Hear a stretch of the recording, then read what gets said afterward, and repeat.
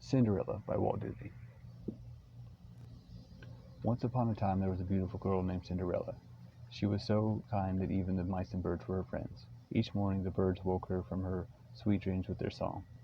Cinderella lived with her cruel stepmother and her two stepsisters, Anastasia and Drizella.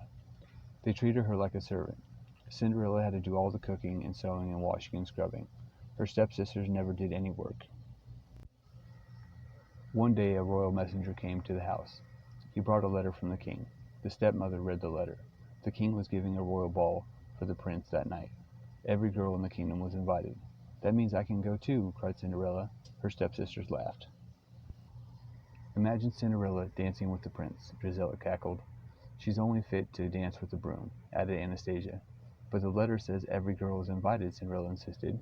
"So it does," the stepmother agreed. "You may go, if you get all your work done, and if you can find something to wear." "Oh, thank you," said Cinderella. She ran quickly up to her room. Cinderella pulled a dress out of her trunk. "This is my mother's dress," she told the mice. "Isn't it lovely? It just needs some decorations." Cinderella's mice had never seen her so happy. A thin mouse named Jack thought Cinderella would be the prettiest girl at the ball. A fat mouse named Gus agreed. Cinderella took out her sewing basket. "I'll need a sash and some beads," she said. Just then her stepmother shouted, "Cinderella!" Cinderella hurried downstairs. "Cinderella, wash the floors," her stepmother ordered. "But I washed them yesterday," Cinderella said. "Well, wash them again," snapped the cruel woman, "and dust the drapes and clean the windows and finish the sewing." The mice felt sorry for Cinderella. "Cinderella, do this, Cinderella, do that," Jack said. "Cinderella will never have time to fix her dress. Then her stepmother won't have to let her go to the ball." "Poor Cinderella," Gus agreed. One of the mice had an idea. "Why don't we fix the dress for Cinderella? We can do it." All the animals agreed to help. Gus and Jack sneaked into the stepsisters' room. Drizella and Anastasia were getting ready for the ball. "This sash is old," Anastasia said. "These beads are horrible." Drizella said they threw their things away. Gus and Jack took the sash and beads. "Pretty, pretty," Gus exclaimed. "Shh!" Jack hissed. He was afraid they would wake Lucifer the cat. But the mice made it safely back to the attic. Soon every beak and paw was busy. The animals measured and cut and sewed while they worked. Cinderella helped her stepsisters with their gowns. Soon it was time to leave for the ball. "Why, Cinderella?" her stepmother sneered. "You're not ready? What a shame." Cinderella slowly climbed to the stairs to her room. "Oh well, that's a royal ball," she said. "It would probably be dull, boring, and," Cinderella sighed, "completely wonderful." But her dress wasn't finished. She couldn't go.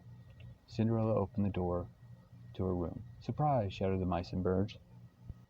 Cinderella thought she was dreaming. Her dress was beautiful. "Oh, thank you," Cinderella told her friends.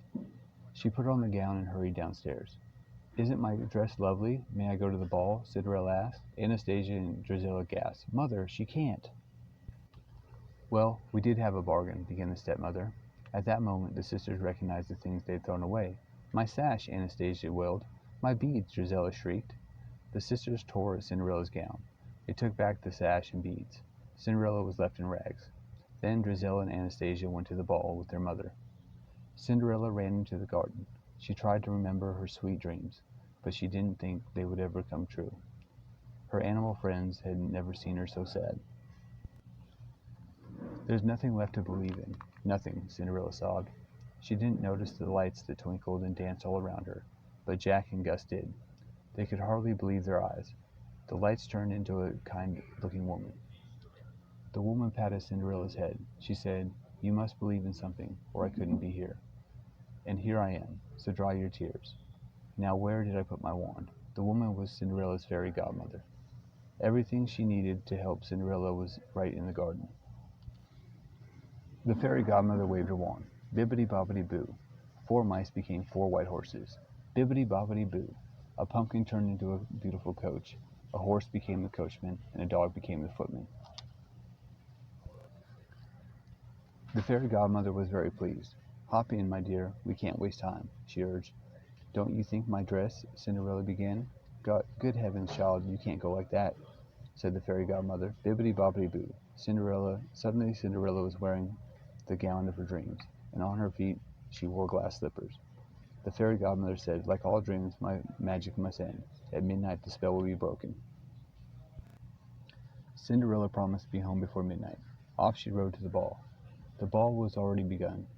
The king was not very happy. He wanted his son to marry. The prince had danced with all the girls at the ball, but he had not fallen in love with any of them. Love at first sight only happens in fairy tales, the Duke told the king.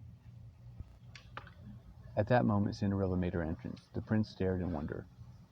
Here was the girl of his dreams. The prince asked Cinderella to dance. Cinderella and the prince danced around the ballroom. Everyone wondered about the beautiful girl. "Do we know her?" Giselle asked. "The prince seems to," Anastasia said jealously. "There is something familiar about her," the stepmother said. When the dance ended, Cinderella and the prince walked in the garden. They were falling in love. Suddenly the clock began to strike midnight. "I must go," cried Cinderella. "Wait," called the prince, but Cinderella couldn't wait. As she fled, she lost one of her glass slippers. The prince showed the glass slipper to the Duke. "Find the girl whose foot fits the slipper. I will marry her," said the prince. Meanwhile, Cinderella's dress had become rags again.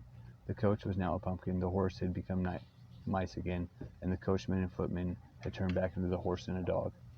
All Cinderella had left was one glass slipper. The Duke searched the entire kingdom for the girl whose foot fit the slipper. Soon everyone knew that the prince would marry that girl. When Cinderella heard this, she got a dreamy look in her eyes. The stepmother saw the dreamy look. She didn't want Cinderella to marry the prince. So she locked Cinderella in her room. The stepmother put the key in her pocket and left. Gus and Jack saw everything. "We've got to get that key," Jack cried. Gus agreed. The two brave mice managed to get the key from the stepmother's pocket. They struggled to get the big, heavy key up the tall stairs. Jack and Gus had to hurry. The Duke had just arrived. His footman carried the glass slipper.